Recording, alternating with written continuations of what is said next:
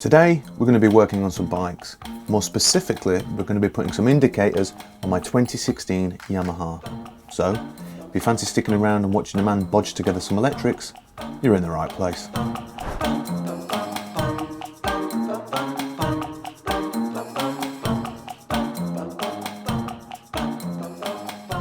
There's nothing amazing about these indicators. In fact, they're quite cheap. Well, that's fine. I don't need amazing. I just need my bike to pass its MOT. And before I had these cheap indicators, I had these cheap indicators, and they were fine. In fact, I quite liked them.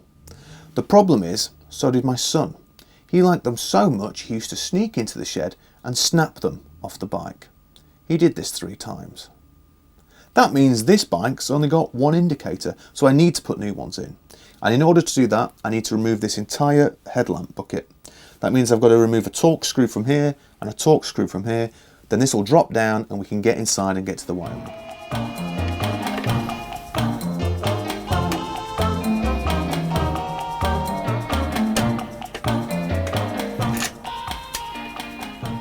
So here we are inside the headlamp. Now there would normally be a rubber cap which sits here and protects the bulb, but because I've changed this for an LED light, it doesn't fit.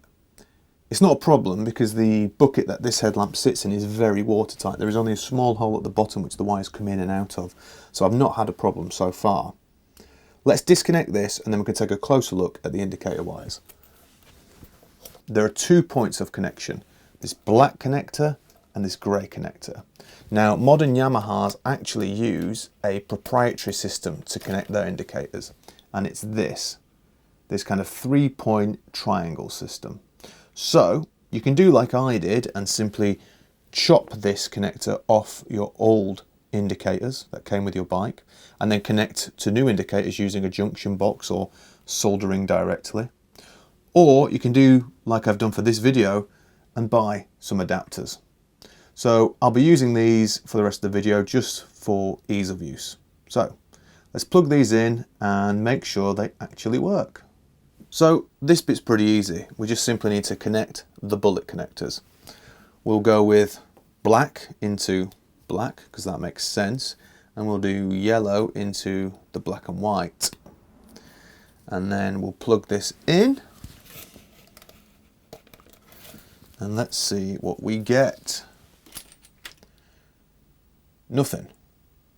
So that means we've probably wired it in wrong. So let's turn it off. The easiest thing to do is just switch these bullet connectors around. So we'll do black to black and white, and we'll do yellow to black. Let's try that. Perfect. Okay, so this works. So that's good news. So what we'll do is we'll check the other one, make sure that works, and then we'll install these to the front of the bike, and then we can move on to the back. Brilliant. In order for you to install the indicators, you're going to want to remove the headlamp bucket. So take a 5mm hex key and remove the bolts from each side.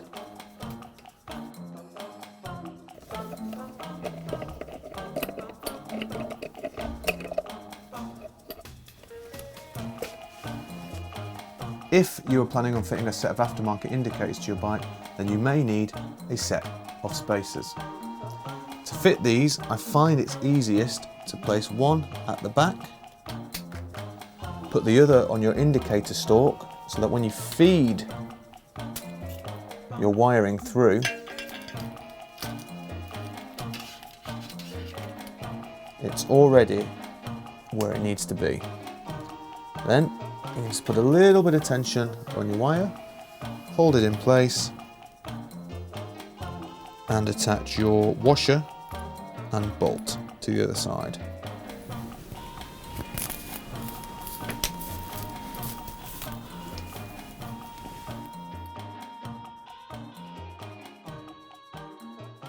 This is my final indicator. As you can see, it does stick out quite a bit, and that's why it was prone to getting kicked or snapped. It's connected to the bike via the license plate holder, and the wiring runs all the way through the tail down towards the battery and connects here. And Yamaha have done a nice job here because they've created a tray system for the factory tools to fit. The problem with that tray system is that it doesn't leave a lot of space for connectors for the indicators or fuses or any extra wiring that you might want to put in. So let's take a look. And here it is, the underside of my XSR 700. Now my wiring comes in here, travels down under this rear subframe section, and then connects here under this tool tray. So let's whip this off and have a closer look.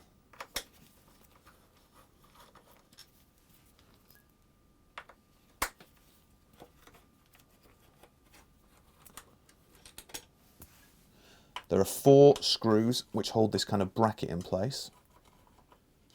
Take these off. And that removes this bracket which houses the seat. Get rid of that. Then there are 2 more screws just at the top here, and these hold the actual tray on to the bike.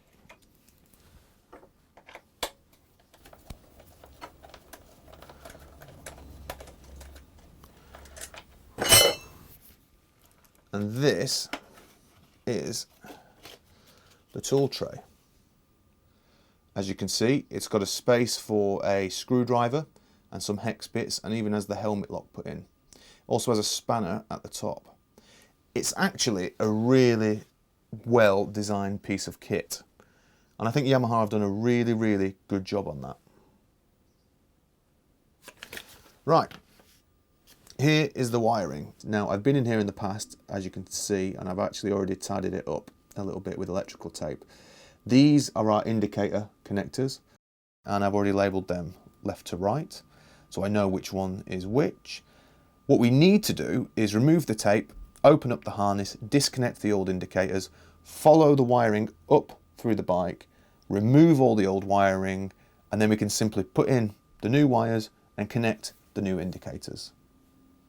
Or at least that was the plan, until I broke one of the new indicators.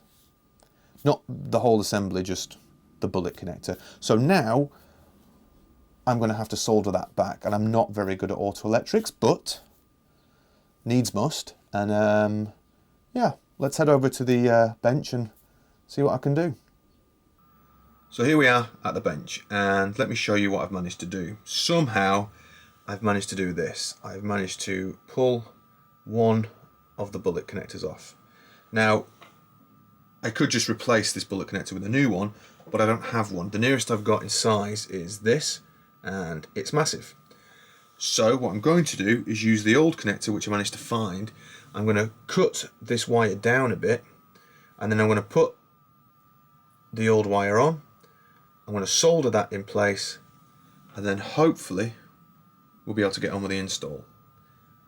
So let's crack on. What I need to do is cut this wire back. So I don't have any wire cutters, unfortunately, but I do have a pair of scissors. So what I'll do is I'm just going to make a small cut there. There we go. Okay. This is a bit janky, what I'm about to do, but let's do that. And there, I've kind of laid it in, you see that? So it's not just resting there, it's all the way up now. And I think yeah, that'll be tight. We only need to hold that in place, so we don't need to use a lot of solder, maybe just a quick dab. So let's have a look. And we will use we'll use the scissors because they're here.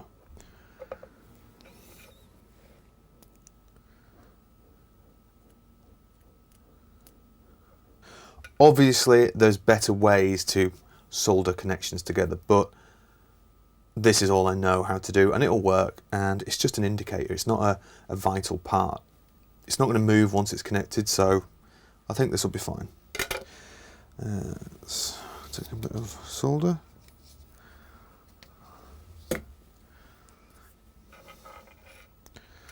This is kind of handy because this wire is just kind of standing up for us anyway, so I'm going to take some solder. I'm just going to get to work.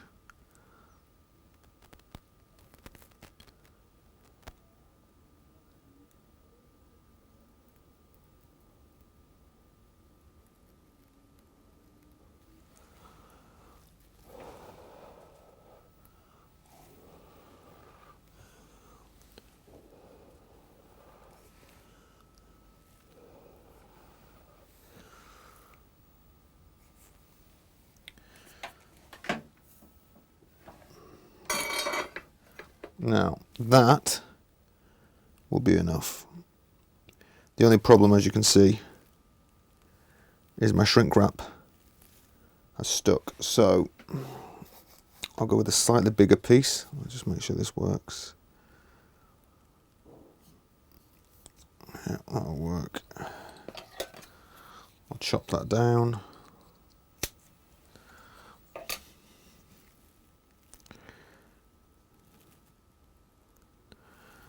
And we'll end up going with that. And I'm going to take a lighter.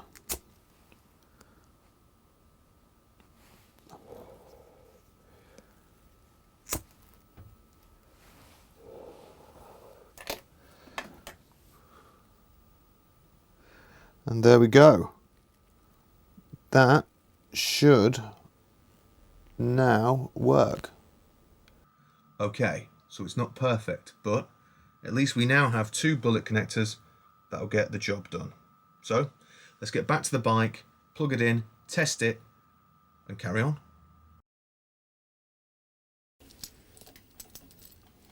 What I have noticed about these indicators is that you can mount them with all of the hardware attached. That means you can just simply thread them through the mounting holes and attach really quickly. Then it's just a case of putting the wires through the rear subframe and down into the under tray.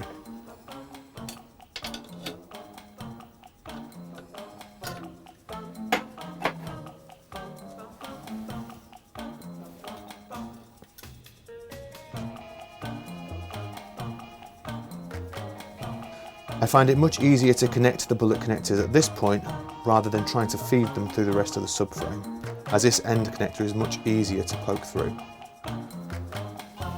Like I said earlier, with all the wiring harness and the fuses, it's very tight in here. So once you've connected both indicators, make sure you turn on your bike and check that they are working.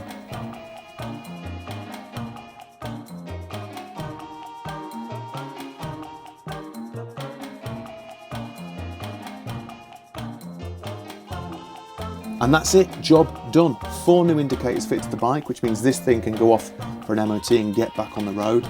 And everything went according to plan. Admittedly, there was a little bit of a wiring issue, but I did solve it, so technically it didn't happen. Technically.